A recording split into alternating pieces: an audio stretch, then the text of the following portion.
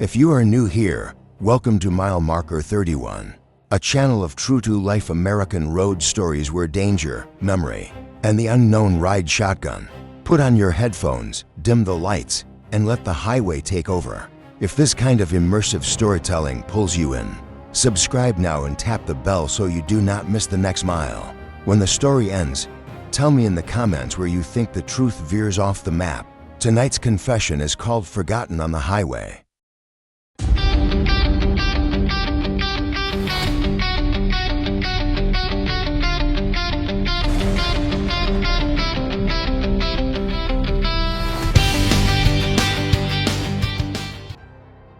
Chapter 1. The wrong ride, I told myself. It was only 4 hours, 5 if traffic turned mean. Dallas to Oklahoma City is a straight shot on I-35, all concrete and taillights. The kind of drive people do with a big soda and a playlist that keeps the eyelids up. I did not have a car anymore. I had a duffel bag and a plan that relied too much on other people being decent. The rideshare driver texted at 10:47 p.m. Beige Camry, backseat only, cash for tolls. The photo on the app was one of those stiff DMV smiles that never quite reaches the eyes. The pickup pin dropped in deep Elm, where the last of the music was leaking out of doorways, and the air smelled like hot oil from food trucks. Neon washed the sidewalks in red and blue, and somewhere, a freight train moaned like a wounded animal. Beige Camry slid to the curb with the easy glide of someone who has been circling the block for too long. The driver rolled the window down, and the night pushed in. He was older than his profile picture, a shaved head with a gray horseshoe around the ears, and a scar that disappeared into his collar like a river heading underground. The car wore its life on the inside. A pine tree air freshener faded to the color of old lettuce. A cracked dash with sunburned plastic. A plastic rosary looped around the rearview mirror that tapped gently when he hit a pothole. "Trent?" he asked, voice flat, like he was reading my name off a clipboard. "Yeah," I said, hoisting in my duffel. "Oklahoma City." He nodded once. "We will make time." The door closed with a soft thud. I buckled in.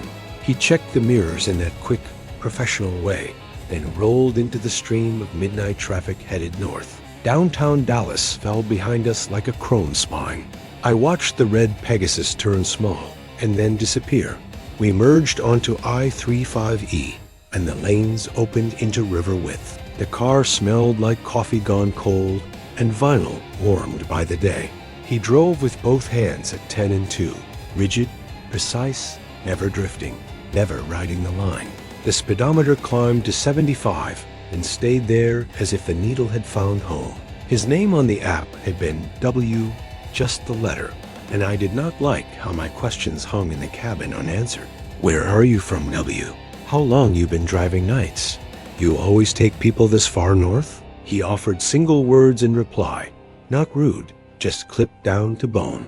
The city gave way to suburbs, and the suburbs gave way to the long commercial shoulder that exists for every American highway. Billboards for personal injury lawyers with permanent grins. A lit cross above a low church. Fast food signs like lures hanging over black water. In the reflection of the back window, my face looked like somebody I used to know. We passed a Buc-ee's outside Denton, and its giant beaver grinned at the night. The parking lot glowed like a stadium, and a skein of trucks flowed around its edges, chrome catching every light. I thought of snacks, a bathroom, a reason to step into a place with people and bright music and safety, shaped like a ceiling.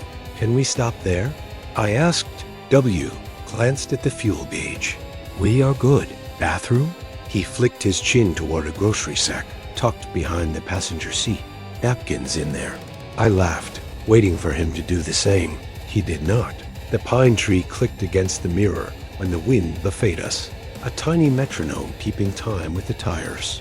The asphalt hum found a pitch you could live inside. It always does. Denton slid by in a wash of exit signs and frontage roads, lined with shadowed dealerships. We took the ramp to stay on 35 as it bent toward the dark. North of here, the interstate runs clean, a gray zipper through black cloth. The median is wide, the shoulder generous. On clear nights, you can see the long red ribbon of taillights falling into the horizon like a vein.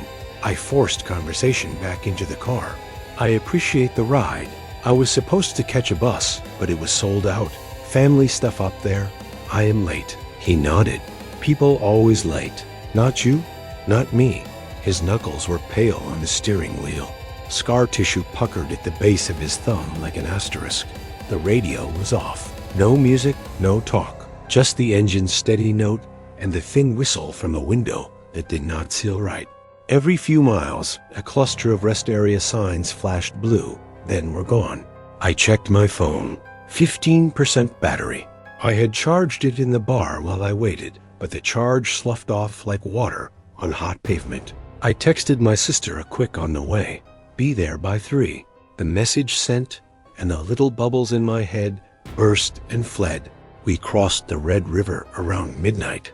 The bridge rose and fell like a hard breath, and on the Oklahoma side, the Windstar lights stood off to the east, a ridiculous palace in the dark, the only thing that looked awake in the whole world. In the distance, a way station glowed sickly green, the open sign lit. A couple of semis inched through. I had never noticed how quiet cars become when the driver is not making any sound at all. It is a water glass without a spoon. It is an empty church. You okay? I asked, because the silence had weight to it now. A sleeping dog you did not want to step over. Yes, he said. You want me to dry the stretch? I meant it as a joke, a way to push us both back toward human. He did not take it. You sleep, he said.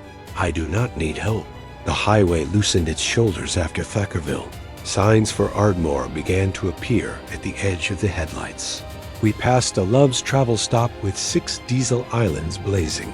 A man in a reflective vest dragged a squeegee across a windshield like a priest sweeping incense. A CB chatter from a nearby rig leaked through our thin door seals as we idled at a light. 2 voices, all static and cigarette smoke, arguing about a lane closure near Paul's Valley. Back on the ramp, the Camry found its lane again, and we were a small, fast fact in an enormous, indifferent sentence. I tried to read the driver's story from what the car offered me. The rosary could have been real faith, or just something that came with the car. The scar could have been the result of a stupid teenage dare, or a careful, intentioned violence. There was a coffee cup with a brown ring baked into its lip, pressed into the console, and an orange prescription bottle with a faded label tilted in the door pocket. No music, no snack wrappers, no evidence of a life that lingered. It felt like a stage set after the actors had cleared out, the lights still warm, the air still carrying their lines. I realized I had been watching the clock more than the road. We had made good time. The needle did not leave 75. We passed a trooper parked in the median, black and white under a sky crowded with stars, and the driver did not even feather the brakes. His eyes did not flick to the rear view when the trooper pulled out behind us, paced us for a breathless quarter mile, and then took the next exit like a shark losing interest. Where did you learn to drive like that? I asked. Like what? Exact. His mouth almost smiled. I used to drive nights. This is nights.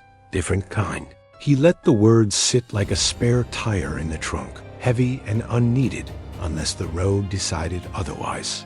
I thought about sleep the way you think about a hotel room you have already paid for. It is yours. You just need to arrive. The seat had that cheap give of old foam. The engine's vibration traveled through the frame, up my spine, and into my teeth like a lullaby with a rough hand. Outside, the black was total except for the white flashes of mileage, markers, and the intermittent glimmer of a farmhouse light 100 yards off. Domestic hope pushed against the edge of the fields. We passed a small rest area just south of Ardmore. A single vending machine flickered under a tired canopy. A picnic table gleamed with dew. The trash can had its lid propped open like a yawn. I cleared my throat. Could we stop at the next one? I mean it. Bathroom this time. He took a long, calculating breath, as if the request had to move through a gate. Next one, he said, and the way he said it made me think next one had a meaning I did not understand. I opened my bag to check for my charger. then closed it again when I remembered I had left the cord plugged into a bar outlet in Dallas. Useless now and glowing in some stranger's Instagram stories. 15% had become 12. The battery icon looked like a thin smile that meant the opposite. I slid the phone back into my pocket and watched the signs.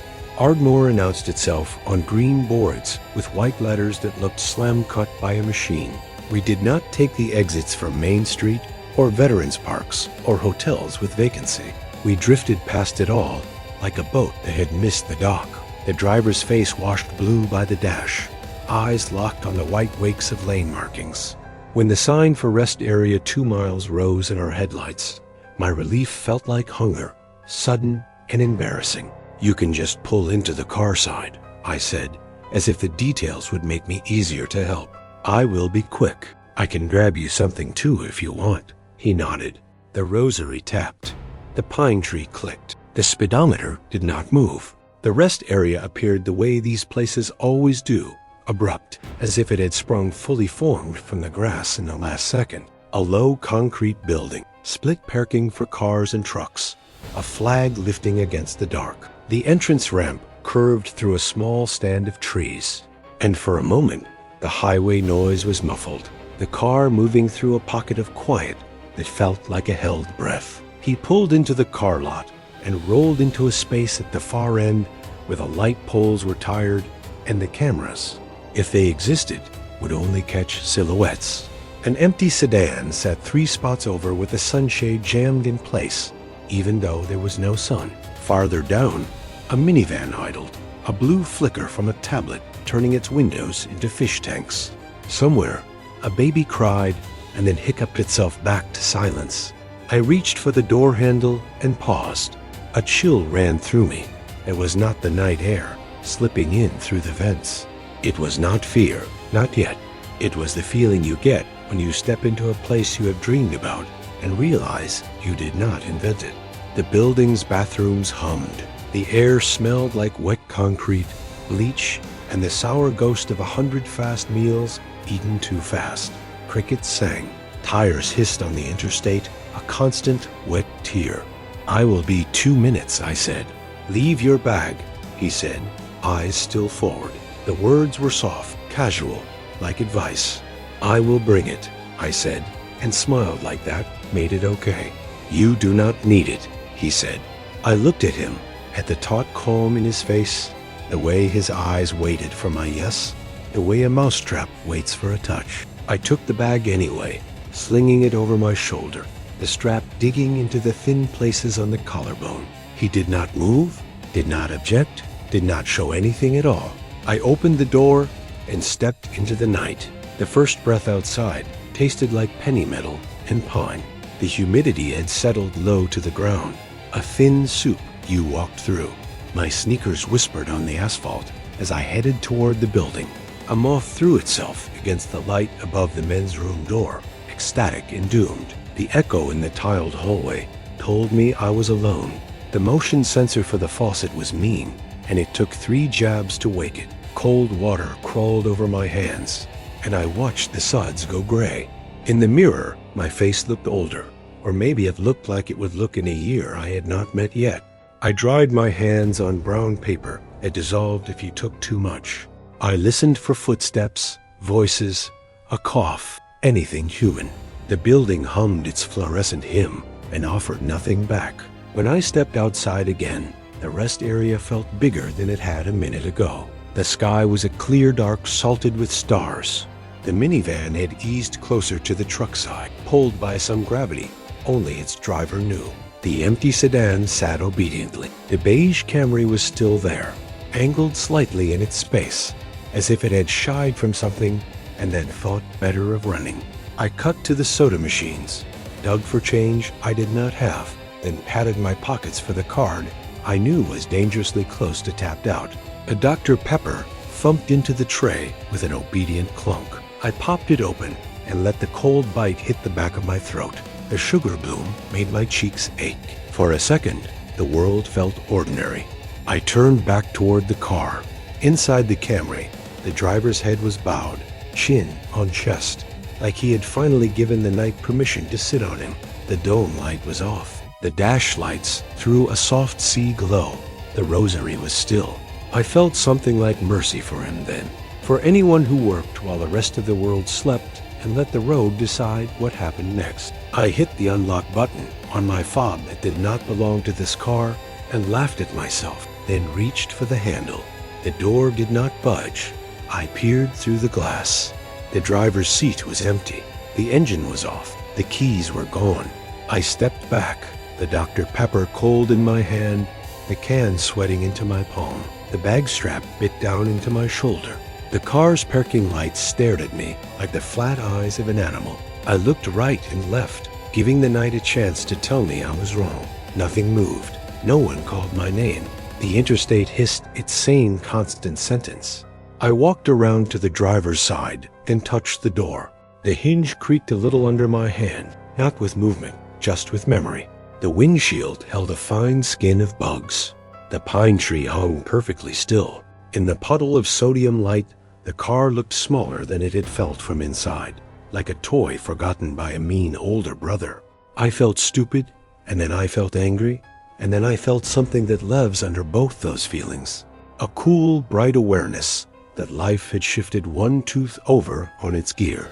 I looked down the line of cars, past the bathrooms, past the empty vending machines, toward the dark stand of trees that fenced the back of the lot.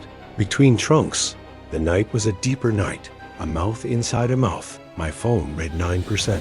No bars for a moment, then one, then none, like a heartbeat trying to start. I typed my sister's number by muscle memory and heard one long ring and then nothing. The call failed gently, apologizing without words. I told myself the driver had gone to the bathroom. I told myself he had seen a friend on the truck side. I told myself a lot of things that tried to arrange the world into a shape I recognized. I waited. I counted 60 seconds, and then another 60, and then another minute after that, and the minutes stacked up like pallets left out behind a store, useless except as proof that inventory exists. 4 semis ghosted off the interstate and swung wide around the truck lot in slow-motion choreography, their backup beepers chirping in wounded little voices. Air brakes coughed like old men. A driver climbed down in a winter cap, even though the night was not cold, and stretched, his spine ratcheting in 3 distinct pops. His cab light made a private room in the dark, and then that light clicked off, and the room collapsed into black with the rest of the world. I checked the Camry again, empty. My reflection in the glass looked like someone you would not stop for. I looked back at the building. Fluorescence hummed. A janitor's yellow sign warmed against a wet floor that had been dry for decades. From the trees came a small sound, the stealthy, brittle snap of a twig, and every story I had heard about highway rest areas flooded my head all at once. I turned slowly, as if fast movement could wake whatever else was here. That is when I noticed the other things I should have noticed first.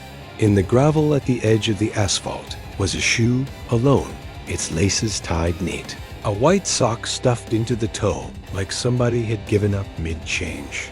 Nearby, a torn corner of a driver's license, laminated plastic flashing under the light, the hologram catching and then dropping. A wind pushed low across the lot, a soft shoulder bump. I smelled cut grass and something older, a motel carpet smell, tired and slightly sweet. The interstate sang its indifferent song.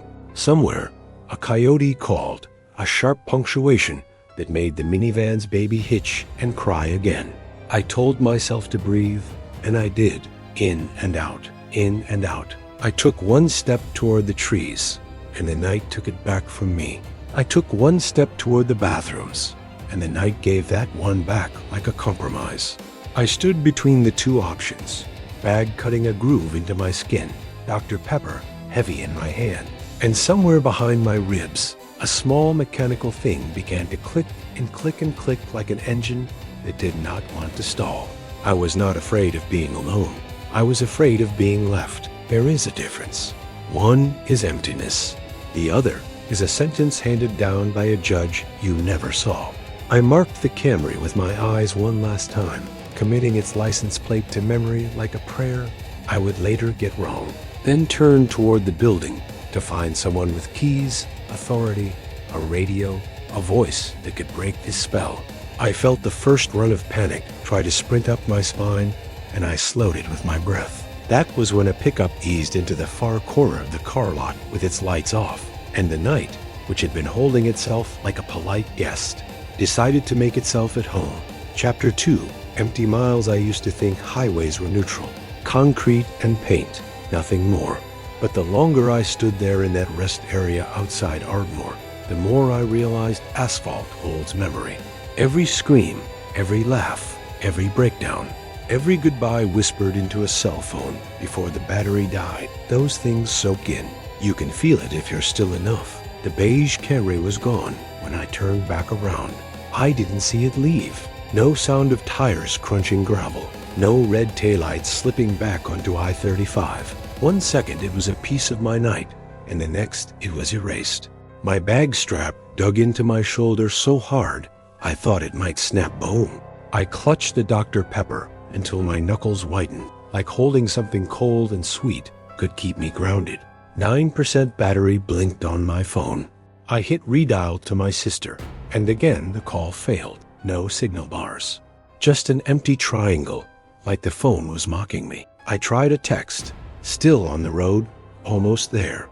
It spun in sending limbo until the screen went black. I started walking toward the main building again, footsteps echoing on damp pavement. Every sound carried too far. A vending machine hummed with a sickly dying motor. Moths battered themselves against fluorescent lights until their wings left dust on the glass. The bathroom doors yawned open. The smell of bleach, mixing with something sour like sweat, soaked into concrete. Inside, I splashed water on my face and stared at the mirror. My reflection looked thinner, paler, as if I'd already been drained. I thought about my driver's last words. Leave your bag. It wasn't advice. It was an instruction. The scar on his hand flashed in my memory, the way he said different kind of nights. Suddenly, every clipped answer he gave me rewrote itself. Back outside, the interstate roared, a river of trucks and cars rushing past, none of them slowing, none of them noticing a man stranded under tired sodium lights. A white Freightliner boomed by, its trailer rattling, headlights dragging shadows across the lot. For a heartbeat, I considered flagging one down, running into the lanes like some desperate animal. But the thought of being flattened into red mist kept my feet on the concrete. The pickup I'd noticed earlier was still there in the far corner. Its engine idled now, a low growl, almost animal. Two silhouettes sat in the cab, windows down, cigarette tips glowing. I pretended not to see them, but I could feel their eyes following me like spotlights. I drifted toward the trucker side of the rest stop, where the big rigs sat like sleeping giants. Chrome grills gleamed in the light. Diesel fumes lingered heavy in the air, greasy and sweet. Some trucks vibrated gently with their engines left on, while others sat cold and dark, drivers inside wrapped in their bunks. I thought about knocking on a cab door, begging for help, but my throat locked up. What if they didn't believe me? What if they turned out worse? Then I saw it scattered near the edge of the lot, where asphalt gave way to trees. A shoe again. Not the same one I'd noticed earlier, but another. Men's work boot, scuffed, laces frayed. Nearby, an old wallet with no cash, just faded receipts and a half-torn driver's license. The edges curled like it had been rained on weeks ago. My stomach tightened. This wasn't litter. This was something else. I backed away, breath sharp, heartbeat too loud in my ears. From behind me came a sound. The squeak of rubber soles on wet pavement. I turned fast too fast and nearly dropped my soda. Nothing, just the lot, the building, the glowing blue sign promising rest area, safety first. But I knew I wasn't alone. The pickup coughed once, a rev that cut the silence in half. One of the cigarettes flared bright, and in that moment I realized this wasn't just bad luck. This was planned. Someone had brought me here to be forgotten on the highway. Chapter 4. The silence of asphalt. The first crunch of those boots froze me in place. Gravel underweight, slow and heavy, like someone dragging time itself across the lot. I turned my head a fraction. just enough to catch movement at the edge of the trees. A shadow slipping between trunks, too tall to be an animal, too deliberate to be wind. I told myself it could be another traveler, some guy stretching his legs before a long haul, but my gut already knew better. Nobody walks out of the woods at 2 in the morning into a rest stop unless they've been waiting there. And waiting means they knew someone was coming. The pickup in the corner coughed its engine again, the idle low and steady. I felt trapped between 2 magnets pulling from opposite sides, the shadows behind me and those glowing cigarettes across the lot. I gripped my bag tighter. It didn't matter that it held nothing useful, just jeans, a flannel, some socks. What mattered was that it felt like mine, and being left without would make me feel even less real. The interstate beyond the trees roared like a storm. Semis thundered by, their tires singing against asphalt. 1,000 tons of steel just yards away, but not one of them slowing down.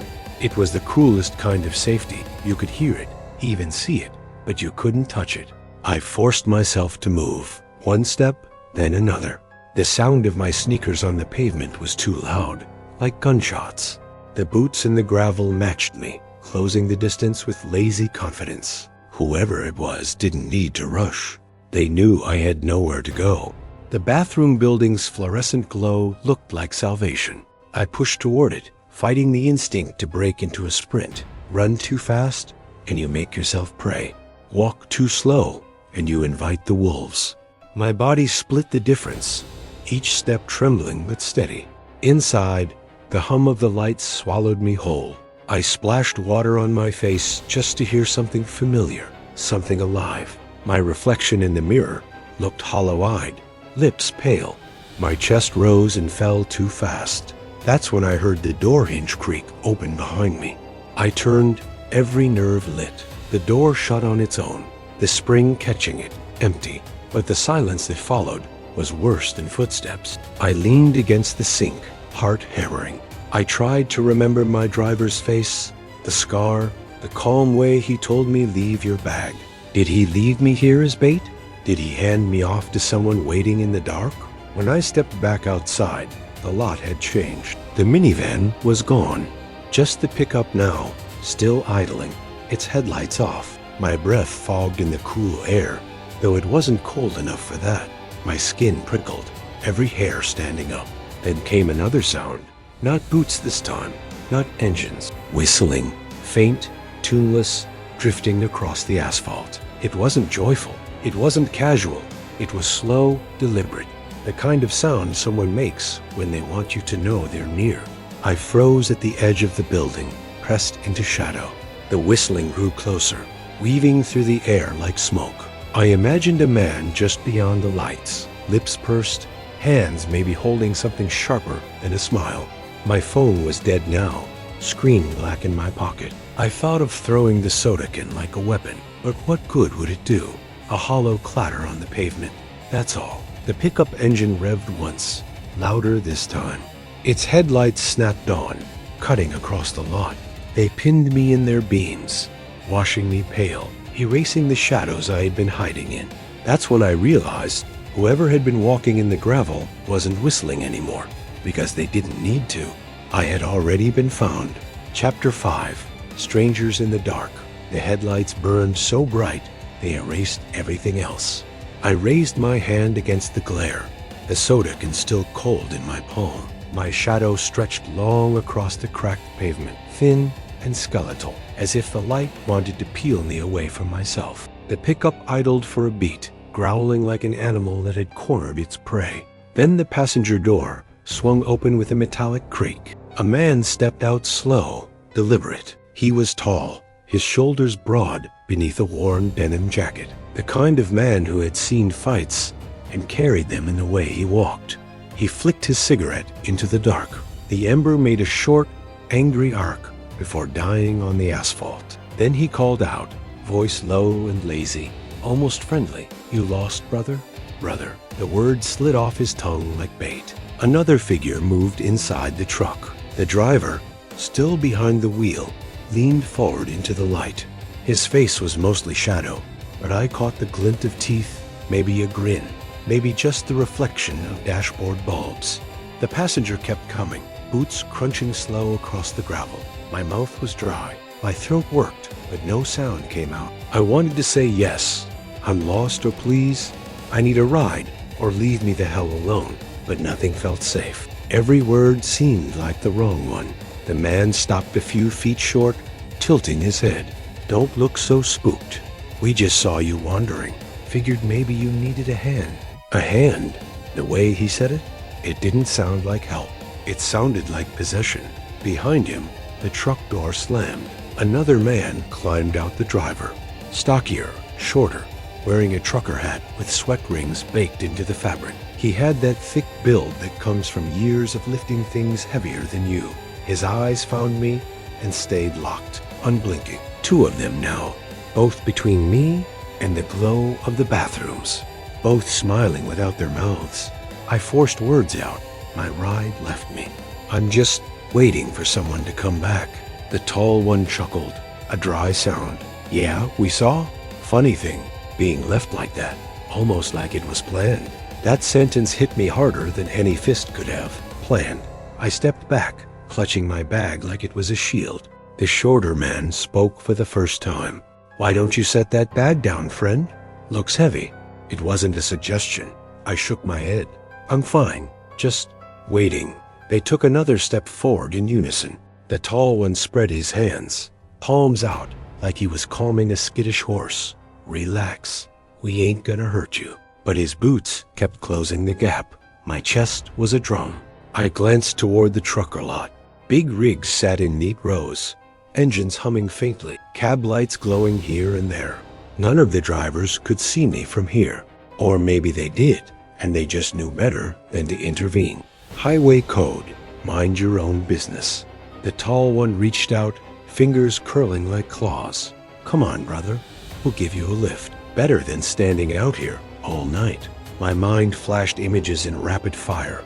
The abandoned wallet, the lone shoe, the driver telling me to leave my bag, the scar on his hand. It all snapped together in one sick truth. I hadn't been forgotten. I'd been delivered. I'd backed up fast, heart punching against my ribs. The soda can slipped from my hand, hit the pavement, and rolled in a lazy circle. The hiss of carbonation leaked out like a dying breath. That sound broke the tension for a second, just enough. I turned and bolted, sneakers slapping against the pavement. Shouts exploded behind me, harsh and jagged. Boots pounded the ground, chasing. I didn't look back. I couldn't. Every step was pure survival. Every breath fire in my chest. The world shrank to one thought. Don't let them catch you. Chapter 6.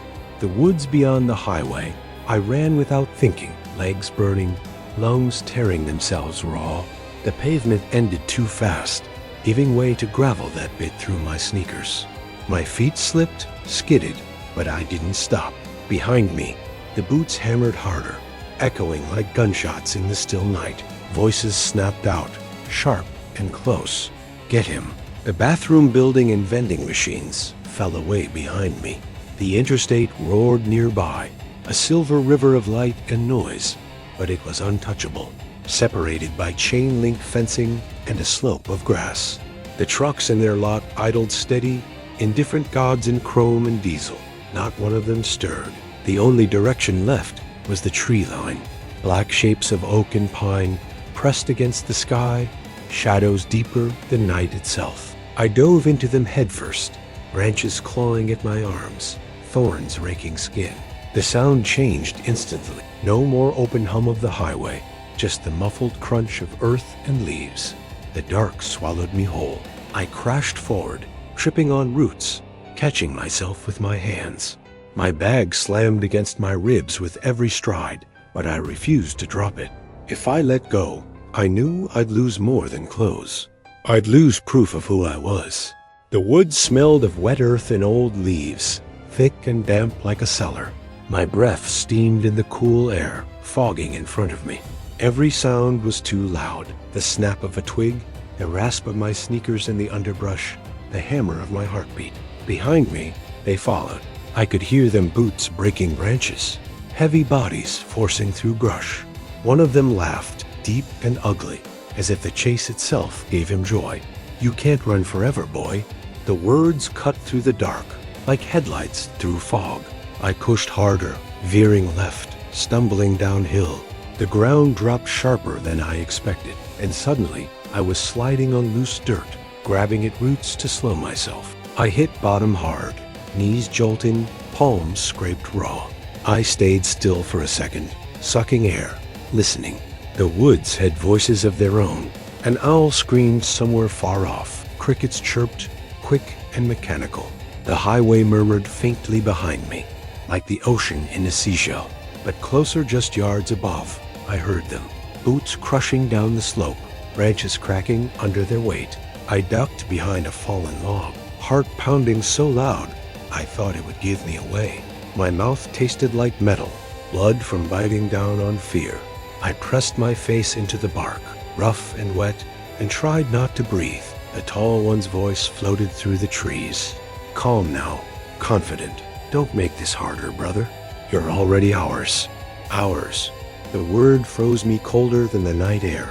I wasn't just some random victim. This was organized, deliberate, a system. How many others had been left here before me? How many never made it out of these woods? Their footsteps grew closer. The crunch of leaves circled me, one set moving right, the other left. They were hunting like men who had done this before. I pressed lower, every muscle screaming to move. Then my hand brushed something half buried in the dirt, plastic, smooth. I fumbled quietly and pulled it free. A torn Ziploc bag. Inside it paper, a photograph, waterlogged but clear enough under the faint starlight. A man's face, smiling, arm around a woman. The photo ripped across the middle. On the back, faded ink letters. June 18. The earth around me wasn't just random soil. It was a graveyard of things left behind. Shoes, wallets, photos, pieces of people who once thought they were just catching a ride up the interstate. The shorter man shouted suddenly, closer now. I saw him, down here. My heart jumped into my throat. I bolted, crashing deeper into the trees, branches whipping at my face. Their boots thundered after me, voices sharper, angrier. I didn't know where I was going. I only knew one truth. Whatever was waiting in the woods had already taken others. And now it wanted me. Chapter 7. Highway Shadows. I don't know how long I ran. Time doesn't move the same in the woods. Every step felt like a mile, every branch like a hand reaching out to pull me back. My lungs were fire, my legs liquid, but the fear kept me upright. Somewhere behind me, the men still crashed through the dark, their shouts blending with the sounds of the forest until it was impossible to tell how close they were. Then suddenly, the trees thinned, the ground leveled, then rose. And through the trunks I saw it, a break in the blackness, the dull glow of highway lights, the endless silver ribbon of I-35 humming with life. I clawed my way uphill, dragging my bag with. Dirt filled my shoes, sweat stung my eyes. The roar of the interstate grew louder, each passing semi a thunderclap promising escape. If I could just make it to the shoulder, maybe, just maybe, I could flag someone down. At the top of the slope, I stumbled out of the tree line, bursting onto the gravel shoulder like a man surfacing from water. Headlights streaked past, white and red rivers of motion. The wind off the 18-wheelers slammed into me, hot and greasy, shaking my body like a rag. I stood there, bag at my side, arm half raised, trying to wave shaking, desperate, but no one slowed. A horn blasted as a car swerved to avoid me, and the sound stabbed my chest like a blade. I realized then how invisible a man could be on a highway. To them, I wasn't a person. I was an obstacle. Roadkill waiting to happen. That's when I heard the hiss of air brakes. A long, low sigh, like a beast deciding to rest. I turned and saw it. A semi pulling onto the shoulder a few yards ahead. An old Peterbilt, paint faded to the color of rust and dust. Its chrome was dull, headlights foggy, but it moved with purpose, like it had been waiting for me. The door creaked open, and a figure climbed down slowly. An older man, beard silvered, ball cap shadowing his face. He didn't hurry. He didn't need to. His boots hit the gravel, with the weight of someone who'd walked 1,000 miles of blacktop. "You look like hell, son," he said, voice rough but steady. "Need a lift?" The offer hung in the night like baited wire. My instinct screamed not to trust him. Every detail about the night so far my vanished driver, the men in the pickup, the abandoned belongings in the woods, told me this road was not safe. But what choice did I have? Behind me, in the trees, I could still hear them. Shouts, breaking branches, hunting me like dogs. The old man studied me without moving closer. His eyes glinted in the half-light. Unreadable, he gestured toward his rig. "Highway's no place to be walking. Folks disappear out here. You ride with me. You'll be all right. Folks disappear out here." The words weren't reassurance. They were a warning, or maybe a confession. I stood frozen, bag strap digging deep into my shoulder, pulse beating hard enough to crack bone. If I climbed into that cab, I might finally be safe, or I might never be seen again. The old man spat into the gravel, then pulled open the passenger door. The cab light flicked on, casting a dull yellow glow over cracked leather seats, empty coffee cups, and a CB radio hissing faint static. It looked lived in, but not welcoming. "Decision's yours, boy," he said, voice calm, almost patient. "But you better make it quick. Night doesn't wait." Behind me, from the trees, came the unmistakable crack of branches and the sound of men getting closer. Their laughter floated across the dark, cruel and certain. I looked at the truck. I looked at the woods. The highway roared like an ocean that would never save me. And I knew, whatever I chose, it would change the rest of my life. Chapter 8. A Ride into Nowhere. The old man's rig loomed like a cathedral in the dark, massive and unmoving, its chrome grille catching every flicker of passing headlights. My heart hammered as I stood there in the gravel, caught between two nightmares. The hunters in the woods behind me, and the stranger in front of me offering salvation at a price I couldn't see. "Last chance," the trucker said, his voice cutting clean through the roar of the interstate. "They'll be on you in a minute." Behind me, the woods answered. A shout, closer now, then laughter, jagged and mean. They were coming.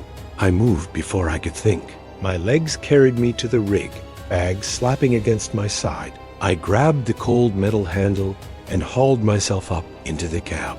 The smell hit me first: diesel, stale coffee, sweat baked into upholstery, and something sharper beneath it, metallic and sour, like rust or blood. The old man climbed in after me, slammed the heavy door shut, and the outside world fell away. The cab vibrated as he turned the key, the engine rumbling alive.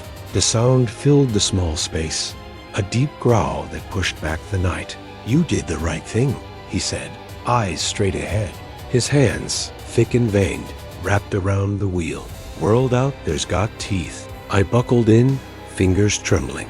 Through the side mirror, I saw shadows emerge from the tree line. Two figures, running, boots pounding across the lot. Their faces lit up in the truck's taillights for an instant, twisted with rage, before the Peterbilt roared forward, gravel spitting from its tires. We merged back onto the interstate, swallowed by the endless stream of headlights and taillights. My breath came in short bursts, chest aching from the run. I watched the men shrink behind us, their pickup still idling uselessly in the corner, and felt a flicker of relief. I'd escaped, for now, but then I looked at the old man. His face was half lit by the dash, lines carved deep by years of nights like this one. His eyes didn't glance at me, not once. They stayed locked on the road, unblinking, as if he knew exactly where we were going. Who were they? I finally asked, voice cracking. He shifted in his seat, jaw tightening. Doesn't matter. Folks like that been around since highways were born. They take what the road gives them. And tonight, he paused, lips curling into something between a grin and a grimace. The road gave him you. A chill crawled up my spine. But you stopped for me. Yeah, he said softly. I stopped for all of them. His words hung heavy, too heavy. I turned my head, scanning the cab. Maps crumpled in the side pocket, coffee cups stacked on the dash, and tucked behind the seats things that didn't belong to him. A woman's scarf frayed at the ends, a baseball cap with sweat stains, a phone case, cracked, no phone inside, my throat closed, my hands went cold. The CB radio crackled suddenly, a burst of static that made me jump. Then a voice, low and calm. Got another one, huh? The old man leaned forward, pressing the button without looking at me. Yeah, heading north, same place. Copy that. The radio hissed into silence. My blood turned to ice. The truck's headlights carved tunnels through the dark, the interstate stretching endless ahead. Every exit slid past, ignored.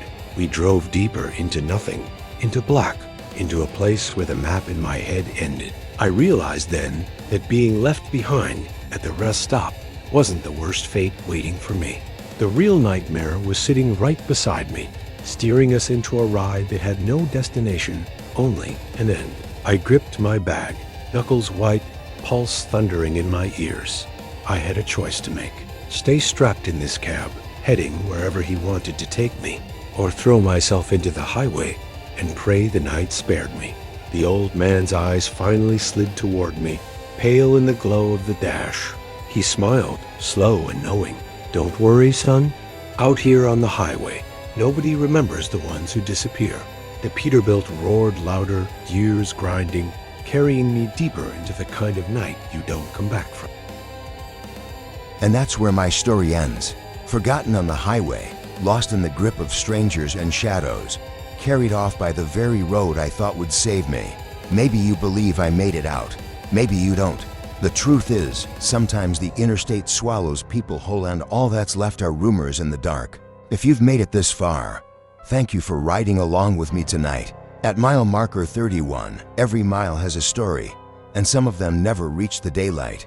If you want more tales from the road stories of danger, mystery, and the strange things that haunt America's highways, make sure to subscribe, tap the bell, and share this with someone who loves a good scare. Because the next time you stop at a rest area after midnight, you might remember this story, and maybe you'll think twice before taking that ride.